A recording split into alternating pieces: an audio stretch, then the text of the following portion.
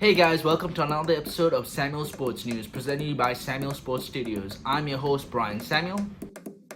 Today we are going to talk about the OGFOAT. That's right, the one and only Glover Teixeira. I mean, this guy is an animal. He's like Kratos from God of War 4, just straight running through young talent that comes knocking at his door. Now, some of you might be wondering, Brian, what the hell is an OGFOAT?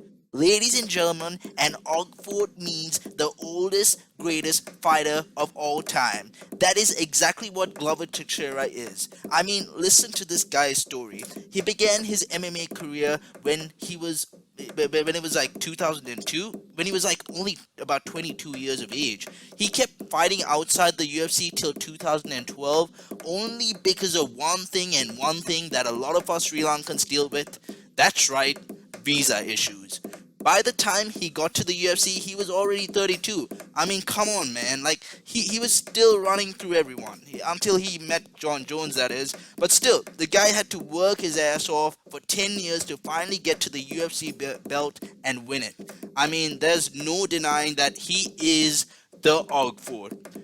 But Brian, what about Randy Couture? He was 45 years old when he won the UFC title. True, but the only difference is that Randy Couture during his time was not facing the level of talent that Glover had to go through, which makes Glover winning the UFC title at his old age even more impressive. And to be honest, I hope there are a lot more OGFOATs like Glover to come into the sport in the future. But man, what a career it's been for Glover, and I congratulate him on a successful career retirement. That is, congratulations for your retirement, Glover.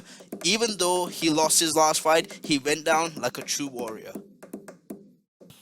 Alright, that's enough talk about the past. Now let's talk about the future. The new champ of the light heavyweight division, Jamal Sweet Dreams Hill. What an amazing fight between him and Glover Teixeira, and most of all, what an impressive performance from Jamal. I can sum up his fight in one word, and that's composure. He was so composed in that fight, especially when he got taken down by Glover, who can easily submit you from the top position. I mean, really surprised everyone with his improved grappling skills. But come on, talk about resurrecting yourself. After he got his arm broken by Paul Craig, I thought that was it for him. But man, if there was ever a perfect comeback story, it is the story of how Jamal Sweet Dreams Hill became the UFC champion. So many exciting fights for him to come, one of them being against Magomed Ankalaev, who recently is coming off a draw against Jan Blachowicz. There's Jan Blachowicz himself, and not to mention Yuri Prohaska, who will be coming off a shoulder injury, hopefully by the end of the year. Johnny Walker is coming off one impressive win against Paul Craig, the man that broke Jamal Hill's arm, of course, beating him. So it's a really funny situation. Now, I mean, to keep it short, it's going to be one exciting year for the light heavyweight division. And that's enough Samuel Sports News for today, guys. Catch you on the next one.